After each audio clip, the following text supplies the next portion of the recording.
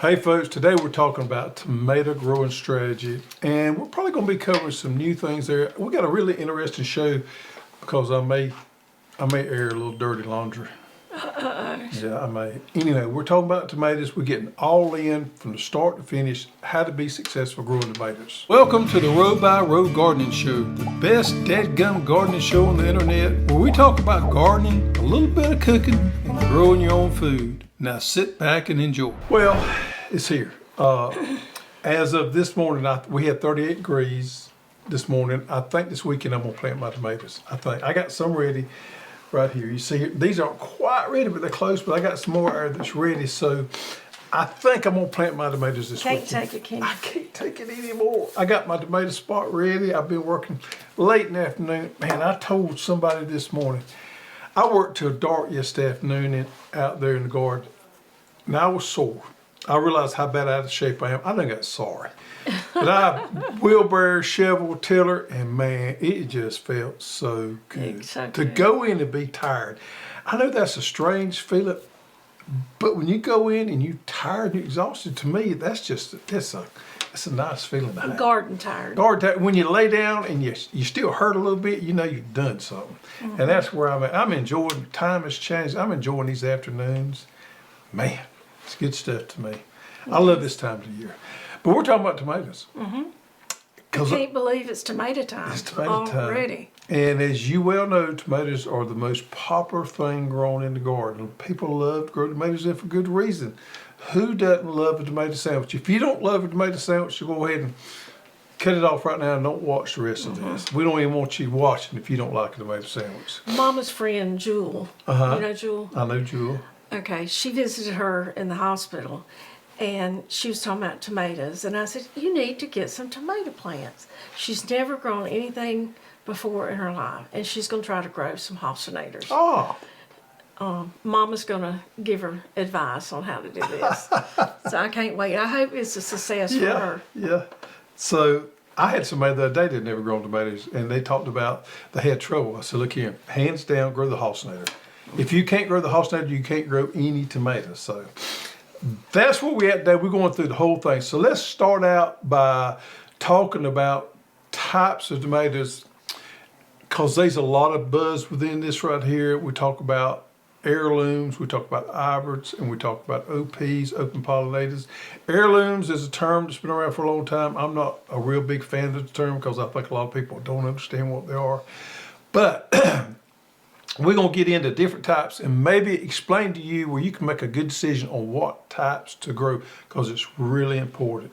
If you're not going to grow but one variety and you've never grown a tomato before, by all means, I think you should go with the halcinator. The reason I tell you that is it's going to be the easiest grow for you to be successful. You need to be successful so that you feel like you've done something. The worst thing you can do is to start out with some of these hard to grow varieties and fail, because you lose your spirit at that point. And we don't want to break anybody's spirit. You want to be successful.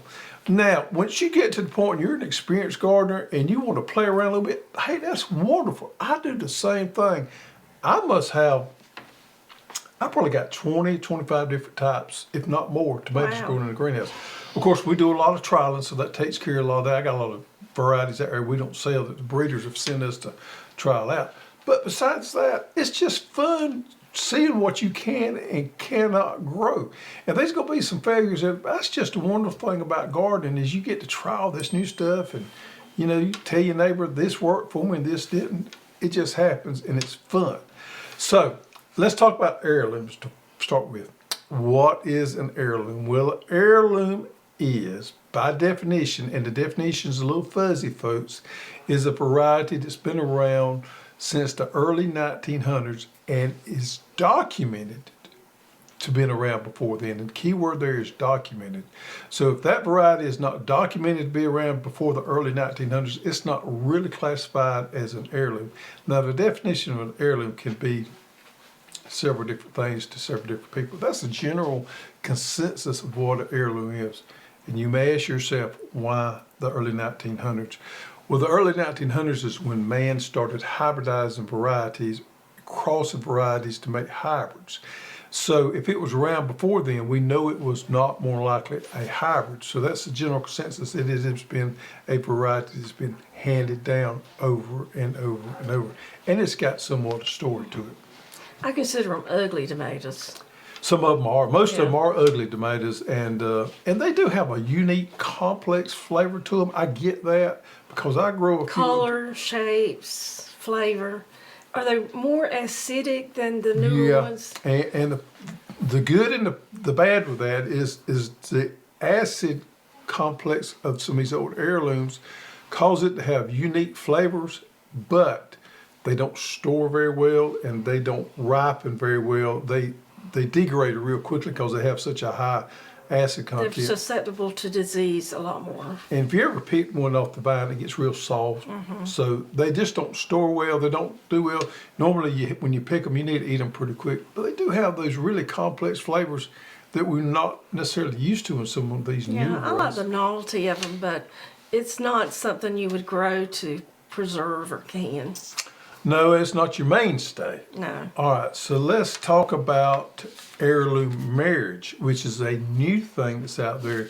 And I got a couple of varieties here I'm going to show you on these right here. We carry two of these, and I've grown to Pink Delicious for probably 3 or 4 years now. This is a good one right here. Heirloom marriage is when they take a good disease-resistant rootstock or a good disease-resistant variety and they breed it with the old heirlooms. And the goal here, folks, is to get that same tomato that has those complex flavors and that ugly look to it, but yet the plant is easy to grow because it has disease resistance. We have two of those, and that's with Pink Delicious here. Now, Pink Delicious is a pink tomato. Pink tomatoes normally may not have quite as complex flavors as the purple tomatoes, but this is a good one. We've had good luck with this one. Yeah, I like that one. It's an indeterminate. It doesn't produce a whole heck of a lot, but it does produce, as with most of the heirlooms, production is not going to be off the chain by no means. But this is good. It makes that big, ugly Scarface tomato. I mean, it's ugly, but it is good. Another one that we're growing this year that has rave reviews out there, folks, is purple. No, I got the wrong seed pack there. Here's the Cherokee Carbon. And that's Cherokee Purple. And it's bred with carbon tomato, which it has good disease resistance, yet it has that Cherokee Purple flavor and look to it. So that's one that I'm excited about. I got a lot of these growing, so I'm going to give some of these to my friends. So you've Let them never grow. grown these? I've never grown, but I got them growing in a greenhouse right now. I got friends that have grown them, and they really raved about them. So we added them, and I'm excited about that. Now, both of these right here, folks, are expensive seeds. You won't see these seeds in the big box store because they're expensive, and they come from a good breeder. And the big box stores, you see the cheaper seed packs there. You will not, I promise you, see neither one of these in a big box store because the seed price is so much. So does these seeds hold well over year after year? They do. They're tomato seeds. They've been virus tested. They've been cleaned. So it's a high quality seed. Okay. All right, hybrid tomatoes. But you cannot save these seeds. No, they're F1 hybrids. Here's the key there, and I'm going to show you. I'm glad you brought that up. You see this right here? We've started doing this on all of our seed packs that are hybrids, and you'll also see this on the website. You see that F1 right there?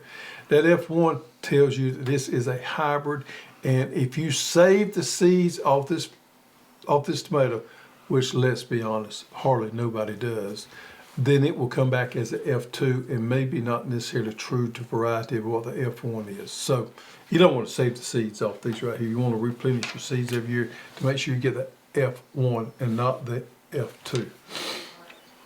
All right, so let's move into hybrid varieties. Now, hybrid varieties, just like we talked about there, but they are a little bit different between the heirloom marriage, although they're both hybrids, and the regular. And I got red snapper because I don't feel like we give red snapper enough credit because we're always talking about the Hostinator.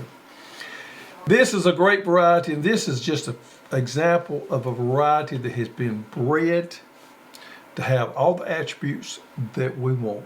We want good foliage. We want a good determinate size plant. We want good disease resistance. We want a big tomato, and we want a good tasting tomato. Flavor. Now, it's not going to have quite the flavor profile of some of the old heirlooms does, but it's still a good tomato. And here's the reality. If you take this tomato right here and give it to somebody that's in their 20s, 30s, maybe even 40s that's never tasted an heirloom tomato, they're going to rave and rave about how good the tomato this is. Because this is so much better tomato than a tomato that's been picked, green, and gassed that you may buy in the grocery store that's been sitting on the shelf for a long period of time.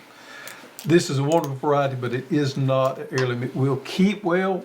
It's pretty firm when it gets ripe. It's just a great all-around tomato. And I go to these red snapper and Halsnader types as my go-to varieties. Seed cost on these right here is dramatically, and I can't emphasize this much, dramatically more than your cheaper types that you will see in the big box stores. That's the reason you will not see red snapper, you will not see Halsnader in the big box stores, because the seed cost on there is astronomical. Because it's better quality. It's better quality. Speaking of that, I got to go into this right here. This is our dirty laundry right here. Soapbox. This is my soapbox. You see these two varieties right here, folks. This Cherokee Purple, which probably everybody recognizes, and this is German Johnson tomato, which is a good old-timey heirloom. The seed business can be a little nasty sometimes, and normally speaking, you're going to see these varieties right here because they have so much name recognition in the big box stores or at your websites that you can go to buy seed packs for $2 a pack. You're going to see these varieties here because they're good varieties and they're fairly inexpensive seed. There's a difference though. Cherokee Purple, we were able to switch our supplier to a better supplier, and there's only one out there in the United States that I'm aware of that sells this Cherokee Purple that is a supplier that sells a good quality seed. I was just talking to Cameron in the back, and Cameron does all our seed procurement, and we was having this conversation. We used to buy this from another breeder that sells to all the people that sells in the big box stores. And he was telling me we switched, and I knew we switched to this new supplier, and our seed cost went up dramatically, more than twice as much as what we're having to pay for these new Cherokee Purples. But the quality's there. These right here have been virus tested, and they have been cleaned, and they have been a good seed. And we've had a lot better results with this new supplier. So we're willing to pay a lot more for the seeds. Unfortunately, it's passed along. Unfortunately, it's passed along. On the other hand, German Johnson right here is only available from one seed dealer in the United States. And this variety right here comes from the dealer that has a very good reputation. So the quality, and I hate to say this, I really do, it pains me. The quality of these two seeds, even if you buy them from us, is going to be different. This Cherokee Purple right here, because we can source it from a good supplier, is a lot better seed quality than the German Johnson. The German Johnson we can only get from one supplier, and I'm not crazy about the quality of it. Well, why do you continue to keep it? Because it's got good name recognition and some people want it. And there's only one place you can get it from. And we get it from that place, and so it's not whether the they best. get it from us or somewhere else, It comes from the same dead-gum place. However, some of these varieties, such as Cherokee Purple, there is a difference. So I'm just being completely honest here. The quality does suffer. Now, all of our hybrid varieties, you're going to see good quality there. Seed cost is there, but they've been tested, they've been took care of, they've been cleaned. The quality is off the chain difference than some of these old heirlooms. I said some of these old heirlooms. So there's a big difference in the quality when you plant seeds. We get to this to make sure you understand the point. When you plant a variety, make sure you're investing a lot of time and money into doing this. Make sure you get a good quality seed to start with and a good quality variety, and understand what outcome you want according to what variety you plant. If you're looking for production to get the most tomatoes off the small amount of land, you want to go with something like red snapper or Halsnader, and there's several more out there that fits the bill for that. If you're just wanting 2 or 3 tomatoes and you're willing to take the gamble for it, and you want something very, very unique, heck, go with Cherokee Purple. Nothing wrong with that. Or if you want to split the difference, you want good production, but you want something a little bit different too, I think the Cherokee Carbon and the Pink Delicious, these heirloom marriages is probably going to be a great choice there. Interesting. Yep. So now let's talk about the different types of tomatoes. We're talking about the different growing characteristics. Growing habits, yes. So we've got several different ones. We've got, and y'all all probably familiar with the term indeterminate and determinate. If you don't know how to keep up with that, I'm going to give you kind of an easy. How do you remember that? Indeterminate, which is which? The determinate, there's a determinate amount of fruit. No, not No? necessarily.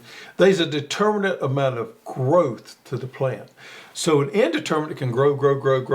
Okay. And in certain environments, cooler weather provides, it'll So it's continue. not necessarily the fruit. It's not necessarily the fruit. Oh, okay. And it will continue to produce in great environments. Here in the South, they don't necessarily. A determinate. But determinate produces their fruit in a shorter period. Yeah, and a lot of gardening groups or people that don't necessarily know exactly what they're talking about, they'll say determinants make all their fruit at one time. That's not necessarily true. We see 3 different crops come off determinants. We see the bottom crop, the middle crop, and the top crop being the last. And we see about a 10-day to 2-week difference between those right there. Wow. We'll get the bottom first, and then we'll get the middle, and then we'll get the top. The middle is normally the best part of the harvest here. So with determinants, you do get a decent window of harvest there. With the indeterminates, it is a longer window, and they don't produce all at one time. So the harvest is going to be spread out more than it is with a determinate type.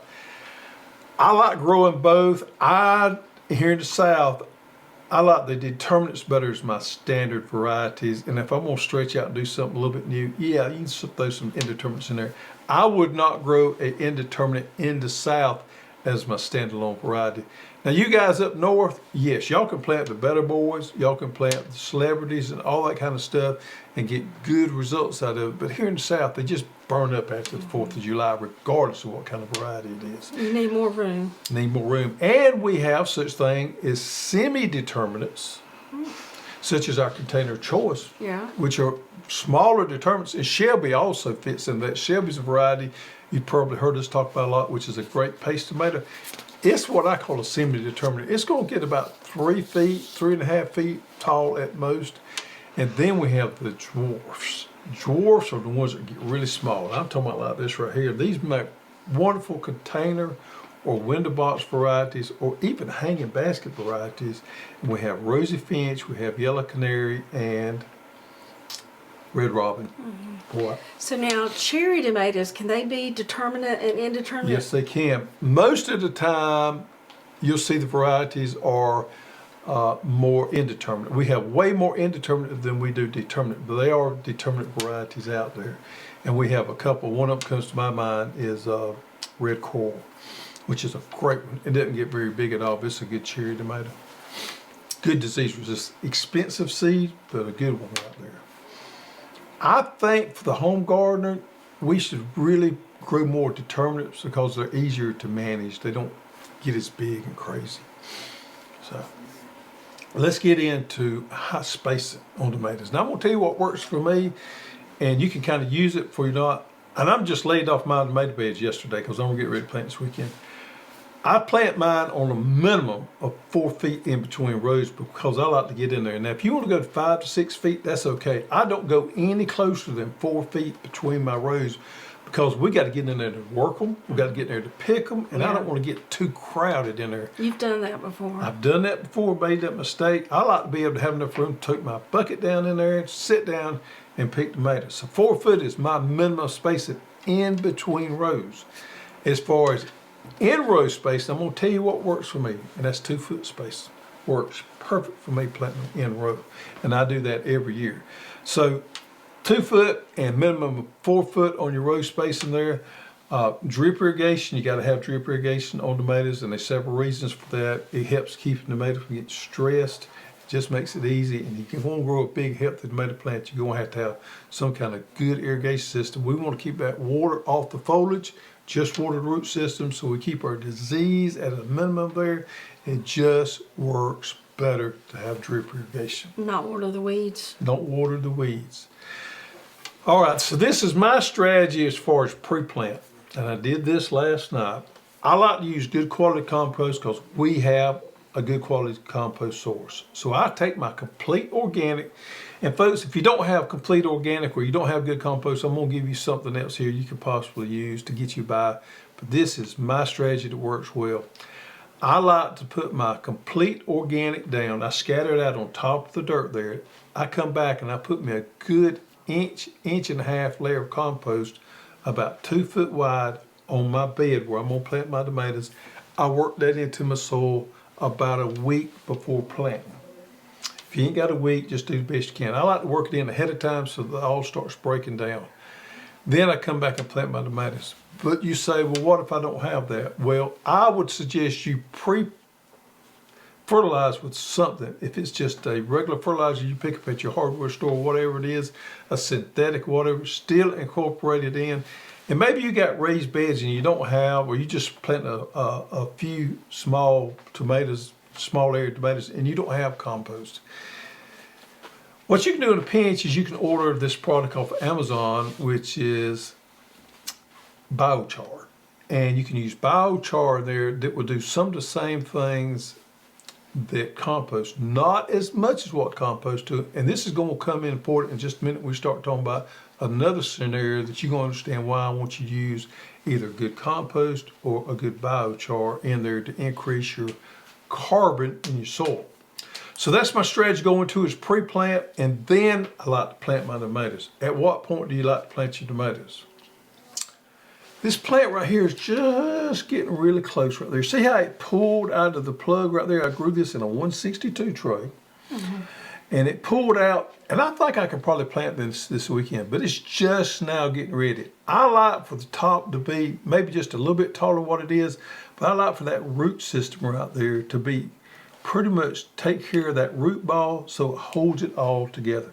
That to me is almost perfect tomato plant there.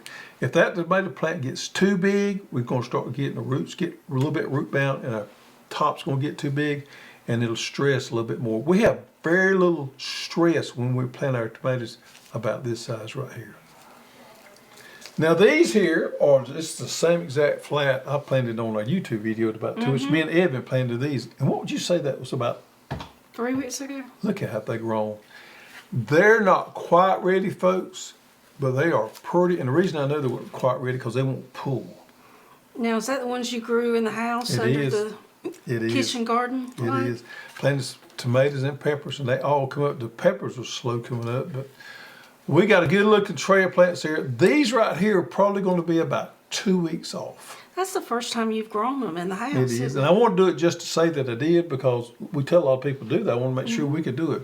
But they turned out really good. Now, one thing I did learn is you got to really keep that light close, or these things will get stretchy, as Evan calls it, or leggy, as I call it. On really good looking plants there. Probably about 2 weeks off. I need some sunlight on them to grow that root system in there to get them a little bit more hardier. So you got Mountain Vineyard. That's a cherry. No, that's actually a plum, I believe. Mingle mix. Yep, which I've not grown in a long time. And Tachi. Tachi is a sausage tomato that's got root, not nematodes. So if you got nematodes and you want to grow a sausage type tomato, Tachi's the one for that. But anyway, those are not quite ready there. This one is borderline being ready right here. That just gives you an idea. When we plant our tomatoes are one of the probably the only thing that I know like this. If you was to look at this real close, and I can actually see it, can see it too. There's little white hairs there. I would go through there and clip these 2 little leaves here off, pull them off or clip them off. Take my pocket knife. You don't want to damage. You don't want to rip it. You don't want to rip it. Plant this thing deep. You see where my finger is right there? That is. I know that looks crazy, but plant this thing deep right there, and it's going to do well. As the plant grows up, you can take off these lower leaves that are touching the ground because we don't want disease to splash up and to get our plants. So to prune them a little bit coming up is fine. Kind of keep them nice and healthy. All these indeterminate types, you're going to have to keep them suckered off as they go up. If you don't know what suckering is, you can do some videos and watch on that. On our red snapper and halcinators, I don't prune them a whole lot. I don't sucker them a whole lot. But to get size on any of these indeterminates, you're going to need to sucker them. That's the great thing about some of our hybrid determinants. We don't have to prune or sucker as much as we do some of these indeterminate varieties right here. Now, what's the major problem with growing tomatoes? Blossom end rot. The nasty blossom end rot.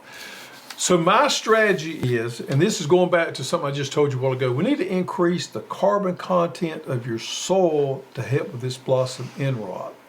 Carbon, which can be compost, it can be biochar, anything like that that increases our carbon, increases our nutrient holding ability in our soil. And that's important because we need that for the transformation of calcium to So the you plant. can do that with compost? You can do it with compost or either one. Compost has more nutrient and bioactivity than biochar does, but biochar will do it. All right, here's a new product that we just come out with, folks. Now, this is one I've been working on for a while. We have this product here because I want to make something just as real easy for the small tomato grower for blossom end rot, because it is small. This is a specially designed calcium that is immediately available to the plant. So what you do is you hook this up, and this would be perfect for you. Yeah. Because you grow in raised beds. Hook this up to your water hose. You flip this right here. See this little gate right here? You flip that. Watch me not being able to flip it. Well, can I flip it? Maybe I can't flip it. That there flips on. Uh-oh. Uh-oh. Anyhow, just imagine I flip that on right there. Water goes through this, mixes at its supposed to be ratio, so it's a no-brainer. You don't have to do Put anything. it on the soil or the plant? The water comes in here and mixes with this, and it comes back out and goes to your plant. So you just hold this up like you do your fertilizer thing. Now, I didn't think calcium could be absorbed through the plant. Here's where we're headed with this. We want to do this on root system. Now, if you get some of this on leaf, it's okay. But folks, do not ever let nobody tell you that you can spray calcium on leaf and control blossom end rot, because that is a misnomer. You cannot. We got to get calcium through the root system. So you want to spray this on both sides of your plant on the root system. Now, if you get it on the leaf, don't worry about it. It is okay. But calcium only moves one way, and that is up. It doesn't move backwards.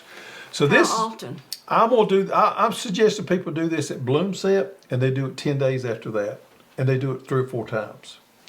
There's a lot of calcium in here, and it goes a lot of different ways. The good thing about this, you're not going to mess up. You're not going to burn with this. You're not going to over apply with this, so it's okay. So too much calcium doesn't cause problems? Doesn't cause a problem. Just water it in good on both sides and do it at that right there here's the key, with the adequate amount of nutrient holding ability. We're going to get that through the compost or through the biochar.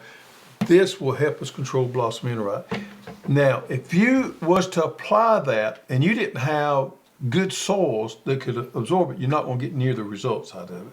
It's going to work to a certain extent. You got to start off right. Got to start off right. So that's a good recipe there on how to do blossom end rot. Forget about the chicken eggs, forget about the tums and all that, and The use fish. a product like this.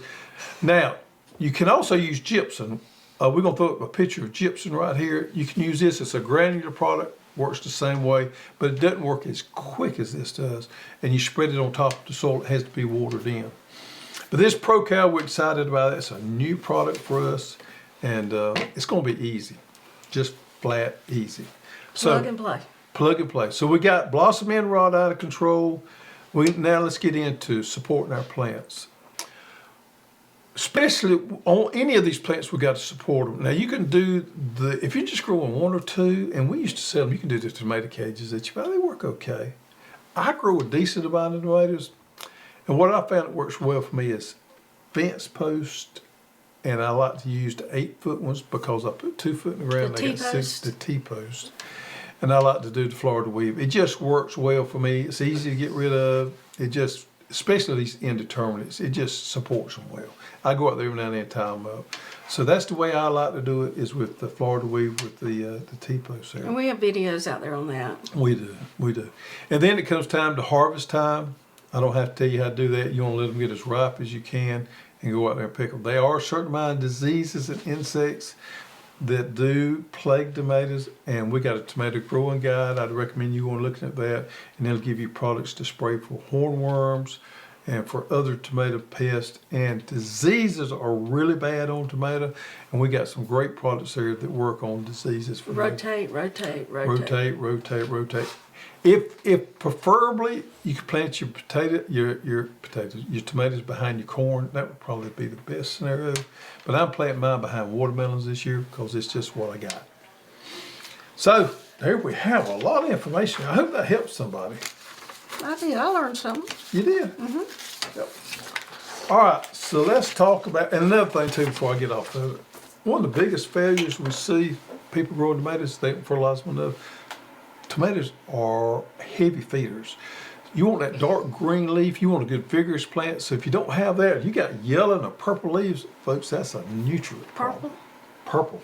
If you get purple lower leaves on your tomato plants, that's an indication you got more likely a phosphorus or potassium problem.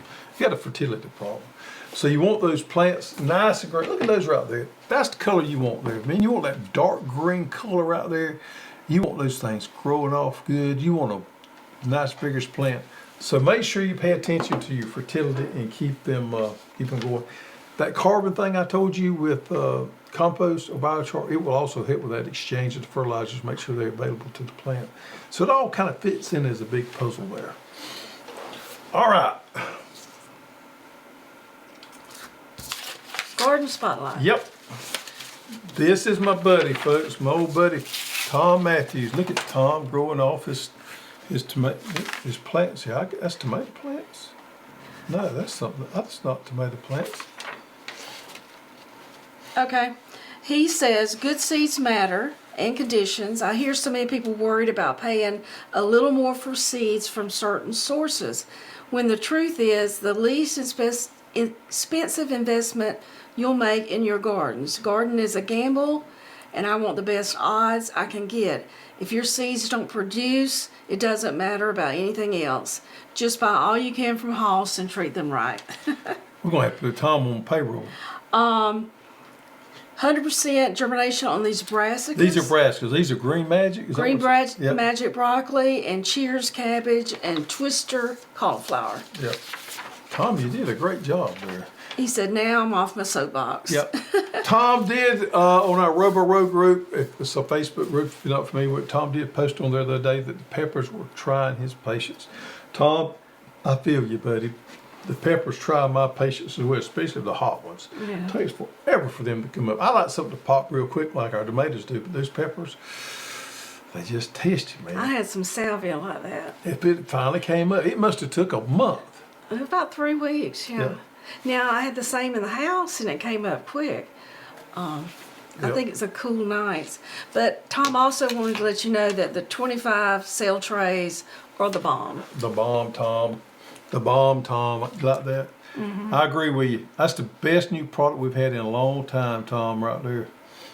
I like them because when I'm planting the 162, the 138, I feel like I got to fill that whole thing up. And I end up planting way more than I need. Yeah.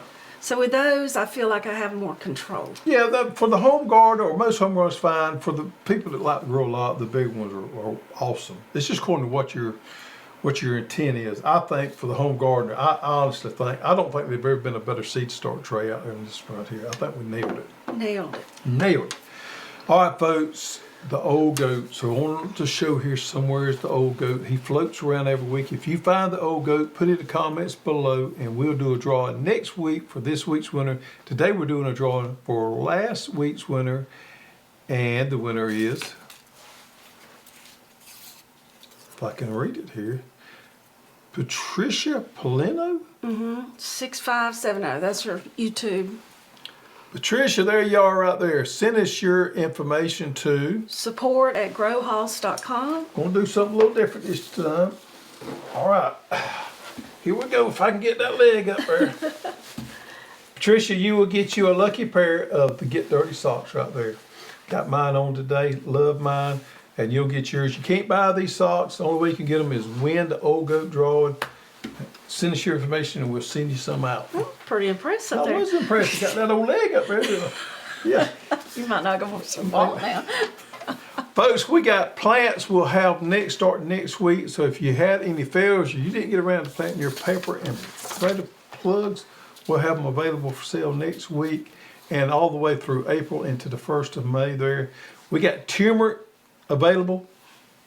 If you want to plant your turmeric, we got it available now. We can ship it directly to you. We were doing pre-sales.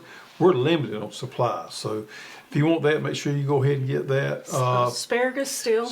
Still got asparagus. We done our first shipment. We got more asparagus coming in. We got we got April, May shipments coming in the middle. So you can go ahead and order and put down what month you want it and get your asparagus. These asparagus crowns look wonderful. That's some of the prettiest crowns I've ever seen. Yeah. Really excited about the quality of those. And sweet potato slips, place your order for your sweet potato slips. They'll ship before you know it. We need warm weather before we plant them, but you can go ahead and order your sweet potato slips. What else we got going on? Also, we put in some new customer service software a couple of months ago. Found a little glitch this morning where there were some emails that slid past us. So if you've emailed us and we have not responded within 24 hours, There's the issue. there's an issue, give us a call. Our 1-800 number is 1-888-672-5536, and we're working on that. Yeah, our customer service is off the chain good. I'm telling you what, they on the ball. If you do not get a response, it's because something happened, and it was more likely on our end. There was something happened. They didn't get the message. If they get the message, they respond back to you. And those girls there, I'm really impressed with the job they're doing. So don't feel like we're slighting you. It just didn't come through. Give us a call, and Jamie and Miranda be Yep. more than happy to help you. Thank you, folks. It's tomato planting time. We hope some of this helped you today. I want you to be successful growing these big old tomatoes like we do, because that's one of the greatest gifts there can be, is go out there and pick that tomato and go slice it up and put it on some light bread with some mayonnaise. Duke's mayonnaise. Duke's mayonnaise there. Thank you for joining, and get outside and get your hands dirty too.